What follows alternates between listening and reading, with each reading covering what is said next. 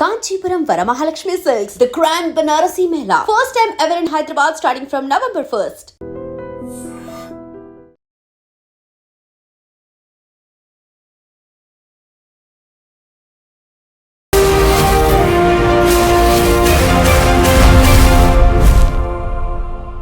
నమస్తే, welcome to I dream social spotlight with కవిత.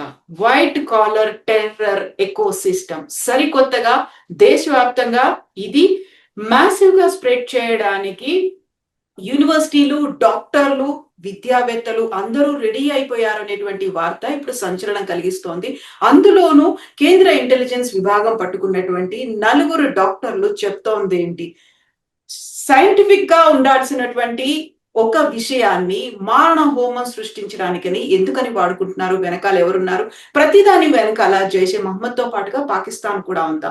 మనతో పాటుగా ఉన్నారు సిబిఐ మాజీ జేడీ లక్ష్మీనారాయణ గారు. సార్ నమస్తే. నమస్తే కవిత. సార్, 4 డాక్టర్లని పట్టుకున్నారు. దాంతో పాటుగా వాళ్ళు వెలుగులోకి తీసుకొచ్చినటువంటి ఒక సంచలనమైనటువంటి విషయాలు, మాస్ గా చంపేయడానికి చూస్తున్నారు, ఆ టెక్నాలజీని ఉపయోగించుకుంటున్నారు, డాక్టర్లు టెర్రరిస్టులుగా మారుతున్నారు. వీటన్నిటిని చూస్తుంటే మనం ఎక్కడున్నాం సార్ అసలు? అంటే మీరు చూస్తే టెక్నాలజీ అన్నది మానవాళి యొక్క అభివృద్ధికి ఉపయోగించవచ్చు, మానవాళి యొక్క వినాశనానికి కూడా ఉపయోగించవచ్చు ఎక్కడ చూసినా కూడా. అదే మీరు ఆల్బర్ట్ ఐన్స్టీన్ గారు చేసిన థియరీ ఆఫ్ రిలేటివిటీని మనము శాంతియుత ప్రయోజనాలకి ఉపయోగించుకోవచ్చు. అదే న్యూక్లియర్ బాంబుని జపాన్ మీద వేసినట్టు విఘాతానికి కూడా మనం ఉపయోగించుకోవచ్చు. అంటే ఈ టెక్నాలజీ వెనకాల మనుషులు ఎవరున్నారన్నది దాని మీద ఆధారపడి ఉంటుంది. టెక్నాలజీని మంచి మనుషులు ఉపయోగిస్తే అది మానవాళి యొక్క ప్రోగ్రెస్ కి, వాళ్ళ యొక్క అభివృద్ధికి ఉపయోగం అవుతుంది.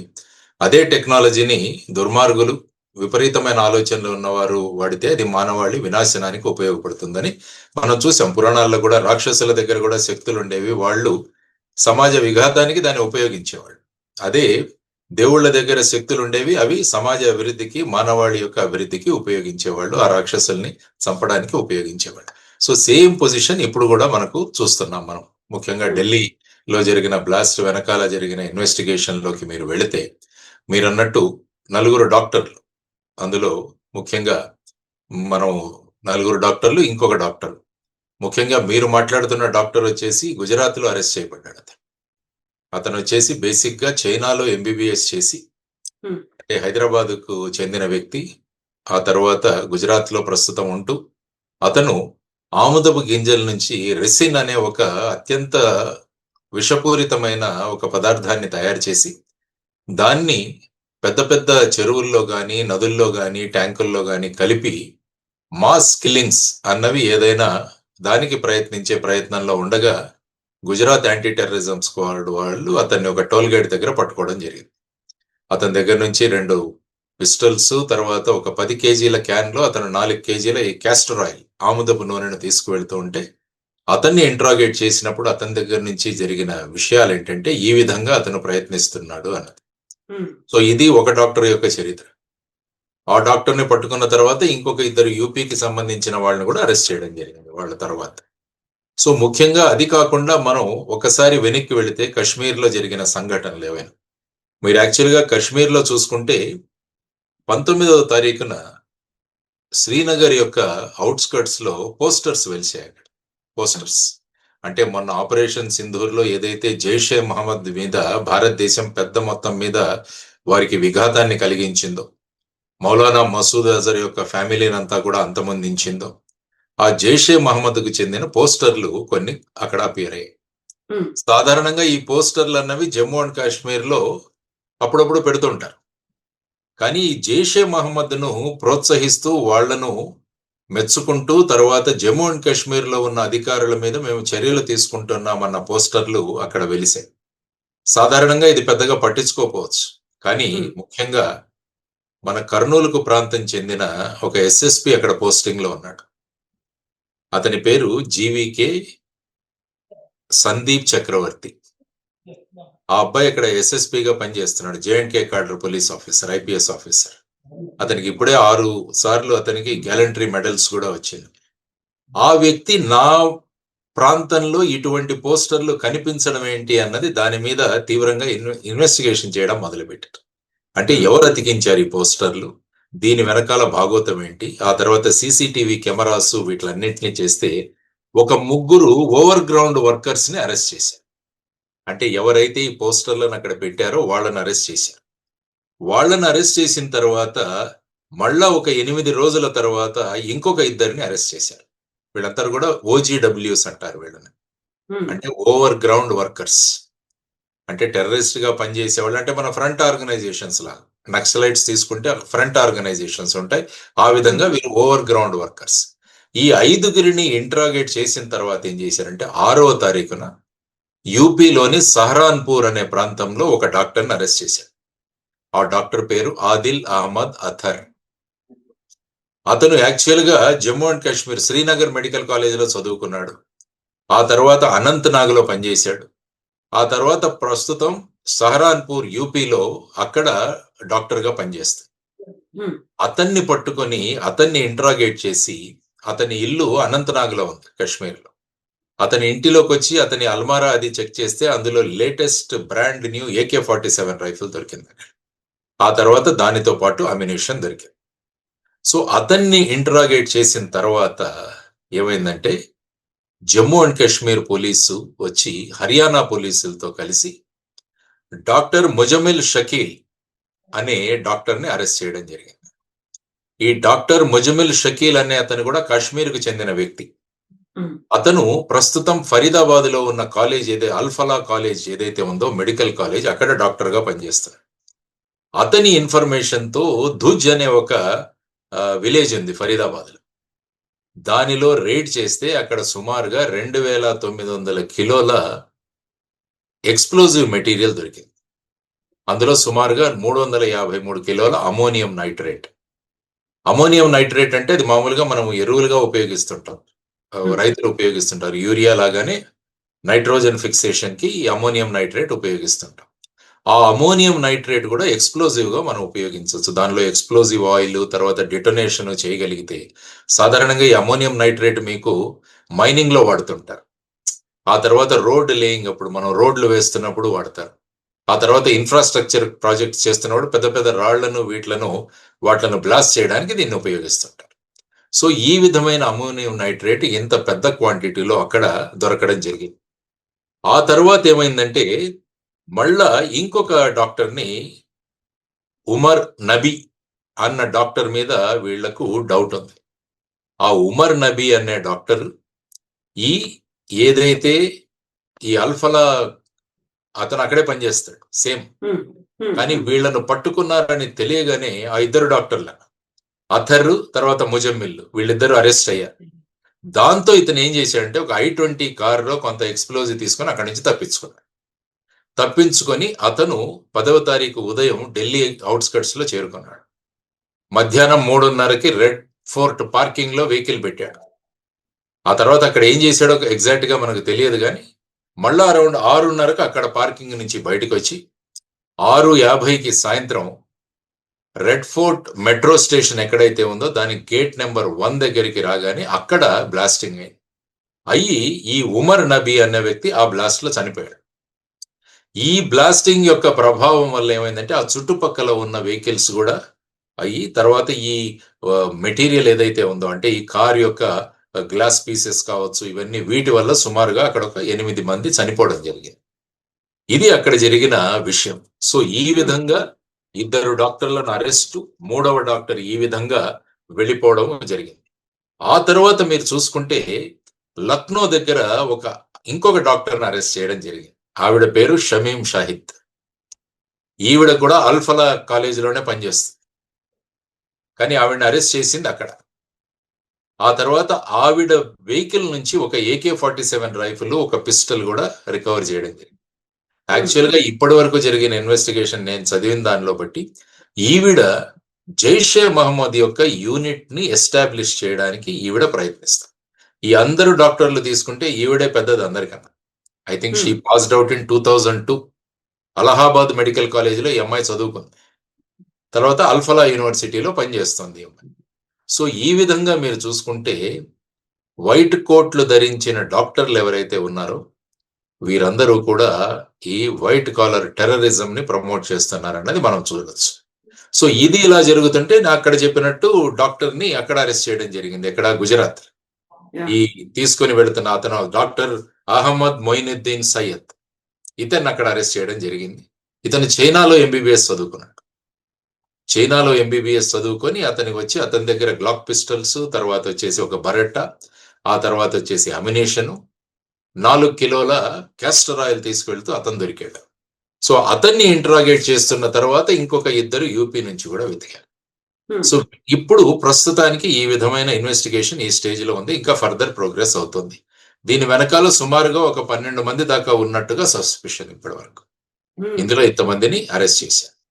ముఖ్యంగా మనం చూడాల్సిన ప్రధానమైన అంశం ఏంటంటే, ఇందులో మీరు ఒక్కసారి భారతదేశంలో జరిగిన బ్లాస్ట్స్ గురించి చూస్తే 2005 నుంచి 2013 వరకు చూస్తే మోస్ట్లీ జమ్మూ అండ్ కాశ్మీర్ బయట జరిగిన బ్లాస్ట్లు ఉన్నాయి. ఇవన్నీ కూడా మీరు ఫర్ ఎగ్జాంపుల్ ఢిల్లీ కావచ్చు, వారణాసి కావచ్చు, ముంబై కావచ్చు, అహ్మదాబాద్ కావచ్చు, హైదరాబాద్ కావచ్చు, పూణే కావచ్చు, వీటన్నిటిలో కూడా బ్లాస్ట్లు జరిగాయి. మన దగ్గర కూడా జరిగాయి. మీకు జామా మస్జిద్ కావచ్చు, లేకుంటే గోకుల్ చాట్ కావచ్చు, లేకుంటే లుంబిని పార్క్ కావచ్చు, ఇలాంటి దిల్సుఖ్ నగర్ కావచ్చు, ఇవన్నీ జరిగాయి. కానీ 2013 తర్వాత కశ్మీర్ వదిలేసి మిగతా చోట ఎక్కడ కూడా ఇట్లాంటి ఇన్సిడెంట్స్ లేవు. 2013 తర్వాత ఆ తర్వాత అక్కడ కశ్మీర్లో జరిగాయి. మీకు పఠాన్కోట్ కావచ్చు, ఉరీ కావచ్చు, లేకుంటే పుల్వామా కావచ్చు. కానీ అవుట్ సైడ్ కశ్మీర్ జరిగిన ఈ మధ్య కాలంలో జరిగిన అంటే 2013 తర్వాత అతి పెద్ద బ్లాస్ట్ ఏదైనా ఉంటే అది ఈ బ్లాస్ట్. మరి ఈ విధంగా జరగడానికి కారణం ఏంటన్నది ప్రధానంగా మనం ఆలోచించాల్సిన విషయం. ఎందుకంటే దీని వెనకాల జైషే మహమ్మద్ ఉందా, లేకుంటే ఐసిస్ ఉందా, లేకుంటే ఆల్ ఖైదా ఫ్రాంచైజీస్ ఏవైనా ఉన్నాయా, ఇవన్నీ కూడా మనం తెలుసుకోవాలి. ఎందుకంటే ఇప్పుడు ముఖ్యంగా వస్తున్న పేరు ఏంటంటే అన్సా గద్వతుల్ హింద్. అంటే ఇది ఒక ఆల్ ఖైదా యొక్క ఫ్రాంచైజీ అన్నట్టుగా కూడా మనకు పేరు వినిపిస్తుంది. బురాన్ వానీ ఎవరైతే కశ్మీర్లో చంపబడ్డాడో, బురాన్ వానీ చాలా పెద్ద పేరు ఉన్న టెర్రరిస్ట్, అతను లోకల్ బురాన్ వానీ. అతన్ని చంపినప్పుడు కూడా చాలా పెద్ద ఎత్తులో అక్కడ గొడవలు జరిగాయి బురాన్ వానీ కిల్లింగ్ తర్వాత.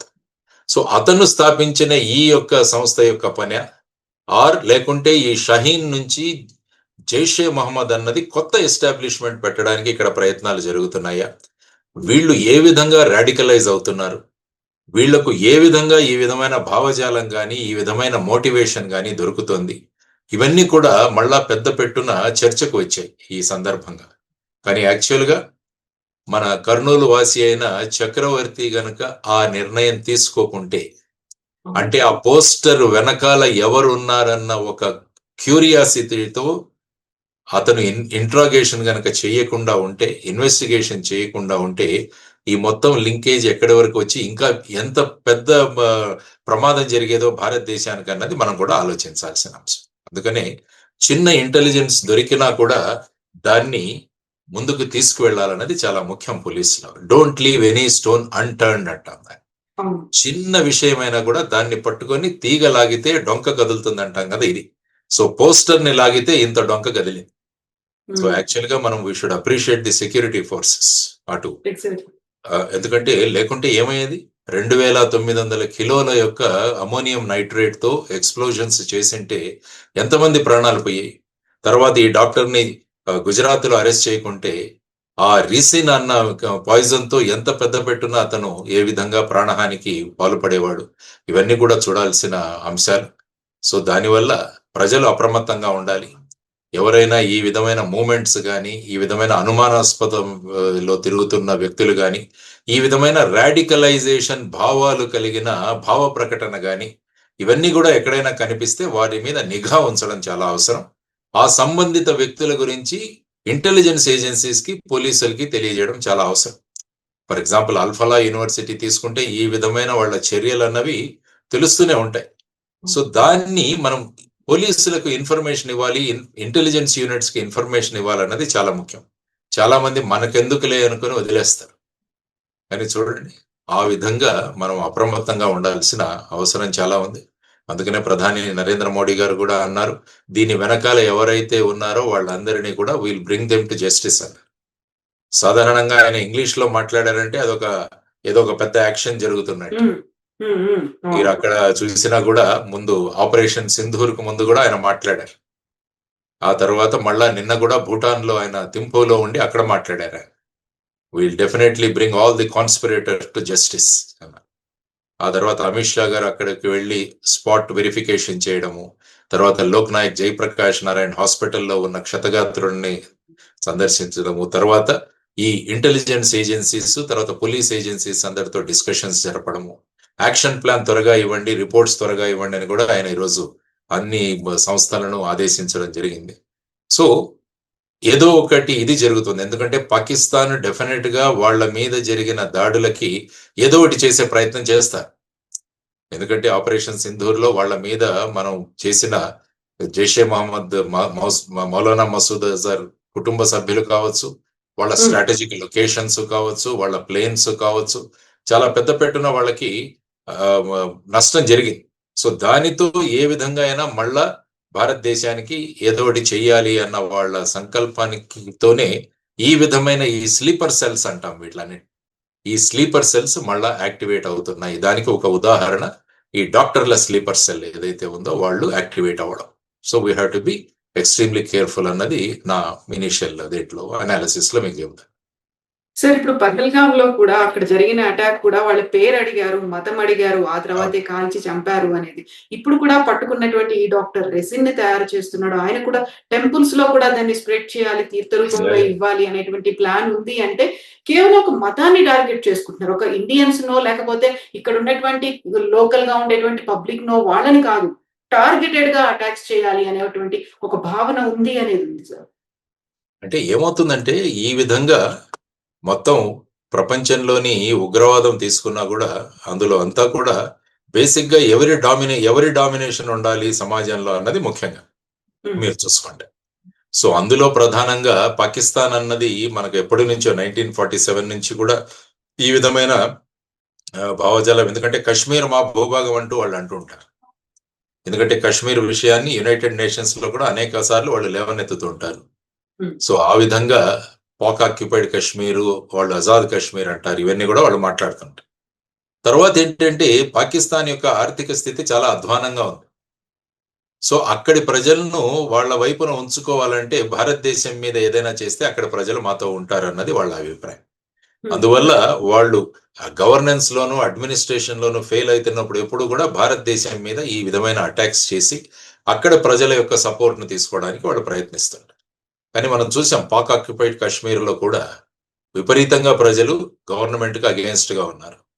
బలూచిస్తాన్ లో తీసుకుంటే మీకు అదే పరిస్థితి. తర్వాత వచ్చేసి ప్రస్తుతం ఆఫ్ఘనిస్తాన్ పాకిస్తాన్ బార్డర్ లో కూడా చాలా గొడవలు జరుగుతున్నాయి. అక్కడ ఉన్న తాలిబాన్ కి తర్వాత వచ్చేసి పాకిస్తాన్ ఫోర్సెస్ కూడా అటాక్స్ జరుగుతున్నాయి. సైబర్ పఖ్తూనిస్తాన్ కూడా అక్కడ కూడా గొడవలు జరుగుతున్నాయి. సో ఖైబర్ పఖ్తూనిస్తాన్ ఇక్కడ కూడా ఈ విధంగా జరుగుతుంది. కాబట్టి పాకిస్తాన్ ఏంటంటే నలుదిక్కుల వాళ్ళ వ్యతిరేకతను వాళ్ళు చూస్తున్నారు. సో ఇటువంటి సమయంలో భారతదేశానికి ఏదైనా చేయాలి అన్నది ఒకటైతే, కొంతమంది అంటే అందరినీ మనం ఎప్పుడు కూడా మనం దోషం చేయకూడదు. కొంతమంది ఈ విధంగా అంతకుముందు చూస్తే మీకు ఐసిస్ లో జాయిన్ అవ్వాలని చెప్పి చాలా మంది సిరియాకు వెళ్ళిపోయారు. అప్పుడు మీరు చూశారు మహారాష్ట్రలో కళ్యాణ్ నుంచి 3 ఇంజనీర్లు వెళ్ళిపోయారు. అక్కడ నుంచి చాలా మంది వెళ్ళి ఐసిస్ లో వెళ్ళి జాయిన్ అయ్యారు. అప్పుడు కూడా మనం చూసాం. సో ఆ విధంగా ఒక రకమైన బ్రెయిన్ వాషింగ్ అంటాం దీన్నే భాషలో రాడికలైజేషన్ అంటాం. రాడికలైజేషన్ అన్నది చాలా ప్రాంతాల్లో జరుగుతుంటుంది. సో ఈ రాడికలైజేషన్ ని మనం ఆపగలగాలి.